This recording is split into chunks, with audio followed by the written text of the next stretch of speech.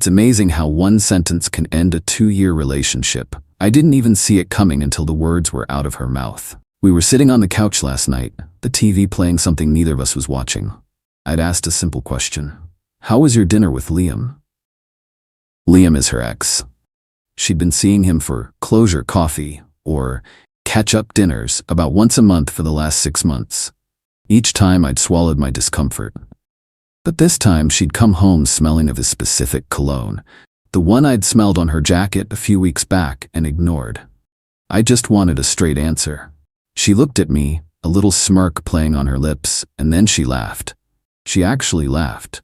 Funny how you get jealous when I see my ex, she said, her voice dripping with condescension. Maybe that means you're not boyfriend material. I said nothing. I just sat there, looking at the wall behind her head. The words echoed in the quiet room. She seemed to expect an argument, a plea, some kind of emotional reaction. When she didn't get one, she huffed, stood up, and went to the bedroom, slamming the door behind her. I stayed on the couch. I didn't follow. I didn't yell. I just replayed that sentence in my head. Not boyfriend material. It wasn't an accusation. It was a verdict. And I decided, in that moment, that she was absolutely right. I wasn't material for a boyfriend like her, so I was done. The next morning, she was gone before I woke up, probably expecting me to spend the day stewing and then come crawling back with an apology for my jealousy. I did not. Instead, I went to the storage unit and picked up a dozen large cardboard boxes. I spent the entire day methodically going through the apartment, packing every single thing that belonged to her. Her clothes, her makeup, her books, the little decorative trinkets she'd scattered around the place. I was careful. I wrapped her ceramic mugs in newspaper and put her jewelry in a separate padded box.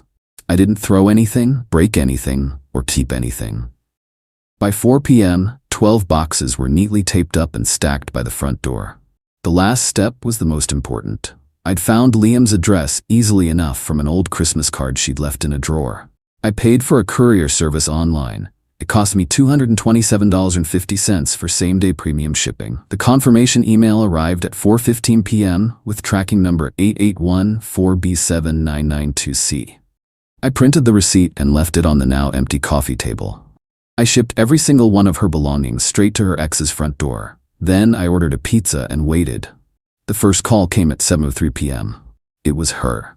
I let it go to voicemail. The message she left was frantic. Where's all my stuff? What did you do? This isn't funny. Call me back right now.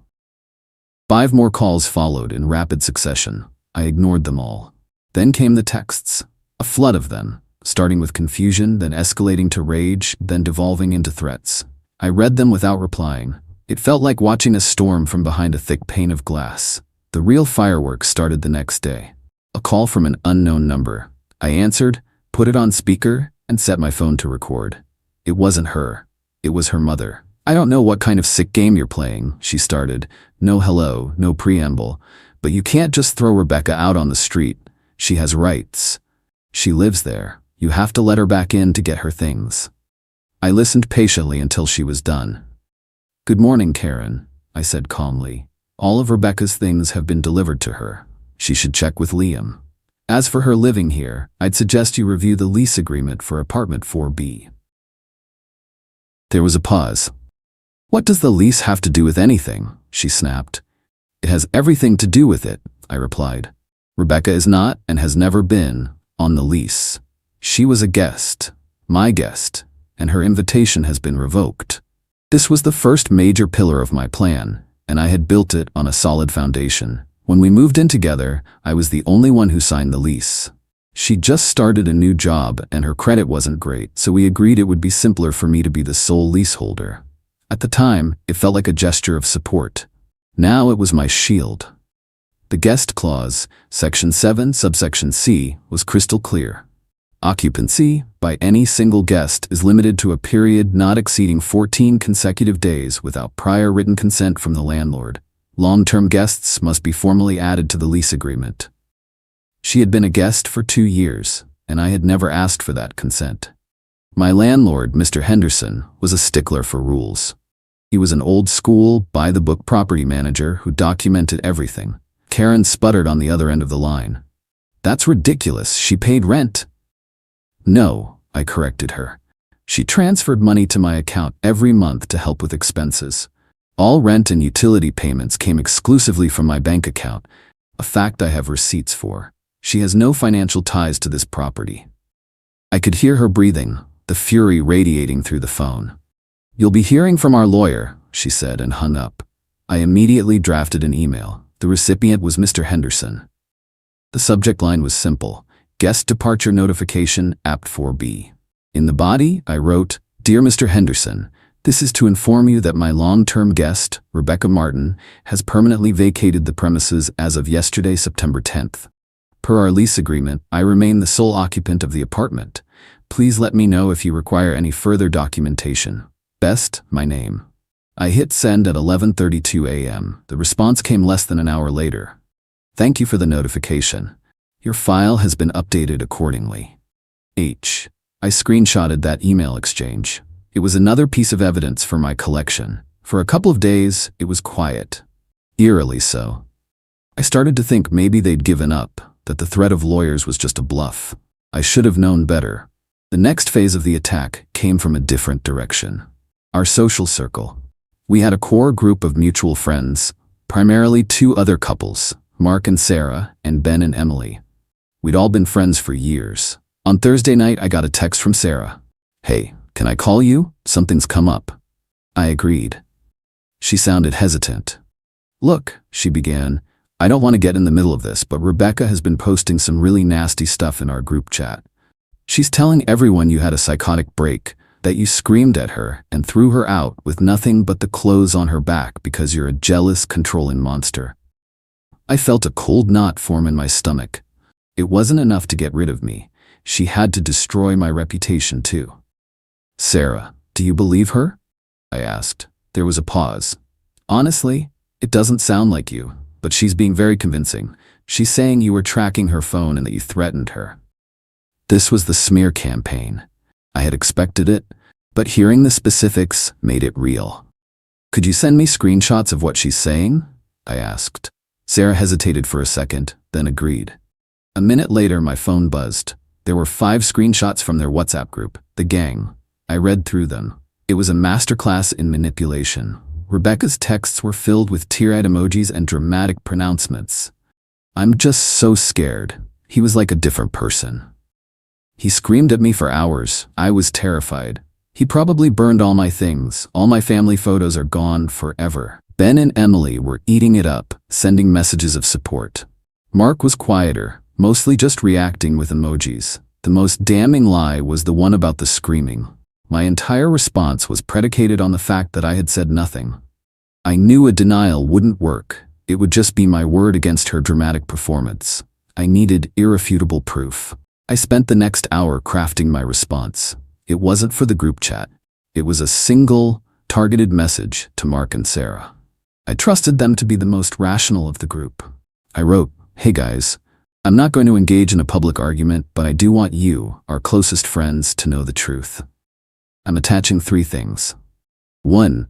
A screenshot of a text from Rebecca last month where she admitted to lying about who she was with, saying she was with Sarah when she was actually with Liam. 2. A screenshot of the courier receipt showing I paid over $200 to have all 12 boxes of her belongings safely and professionally delivered to Liam's front door. 3. The final text she sent me before I decided to end things. The 3rd attachment was the key. I had saved it. After one of her previous closure coffees with Liam, I had texted her, Hope you had a good time. Feeling a bit weird about it all? Can we talk later? Her reply had been dismissive. Stop being so insecure. It's not attractive. We're just friends. If you can't handle it, that's your problem. I put that text right next to a screenshot of her group chat message, where she claimed I was a controlling psycho.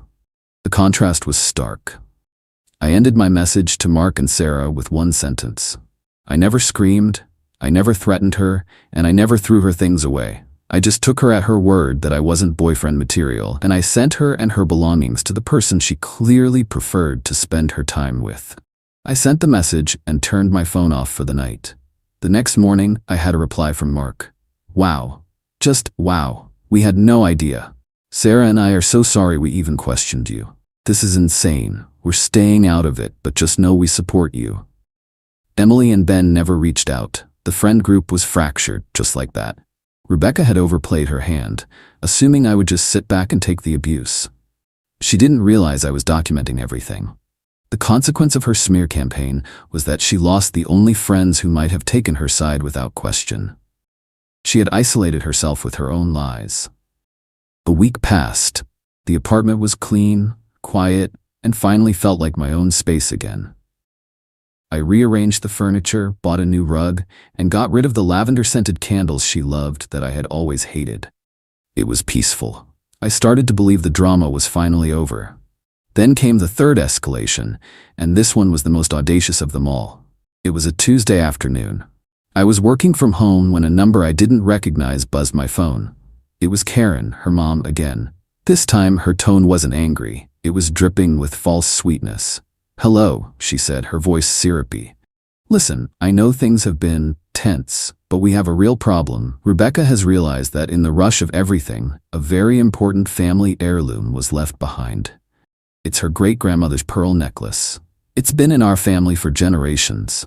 It's absolutely priceless, both sentimentally and financially."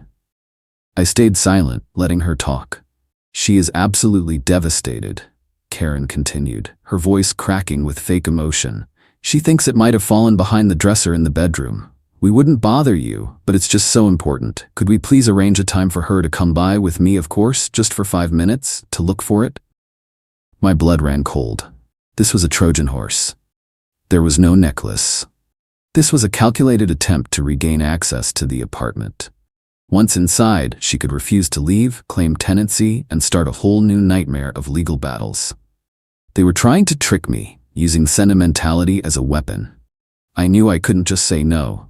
That would make me look unreasonable, like I was the one being cruel. I had to prove they were lying. "That does sound serious," I said, my voice carefully neutral. "Let me check. I have a security camera in the living room, pointed at the front door. I installed it a few months ago after a package got stolen. It records on a loop.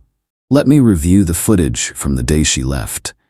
If she wasn't wearing it when she walked out that morning, then it must still be in the apartment somewhere. I'll call you back in an hour." The silence on the other end was deafening. I could practically hear the gears turning in Karen's head as she realized her plan was about to blow up in her face. "Oh," she said, her voice suddenly small. "A camera, I see." "Yes," I said.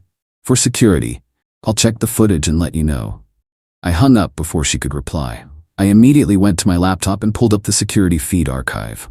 The camera was a simple Wisecam, nothing fancy, but it recorded clear, time-stamped video. I found the footage from the morning she left, the day I packed her things. Timestamp, 8:12 a.m. The front door opens and Rebecca walks out, dressed for work. She pauses in the doorway to check her bag, and there, clear as day against her black blouse, was the pearl necklace. It wasn't some tiny, insignificant piece of jewelry. It was a statement piece, one she wore to big events. She was wearing it as she walked out of my life for good. I clipped the 15-second video. I zoomed in on the necklace for a moment to make it unmistakable. I attached the video file to a new email. The recipient was Karen. The subject line was short and to the point. "Found it." In the body of the email, I wrote only one sentence. "Good news, the necklace wasn't left behind after all. See attached video from 8:12 a.m. on September 10th. I hit send. There was no reply, not a text, not a call, not another email, nothing. That was the checkmate. I had just proven, with indisputable time-stamped video evidence, that not only was Rebecca lying, but her mother was complicit in the lie.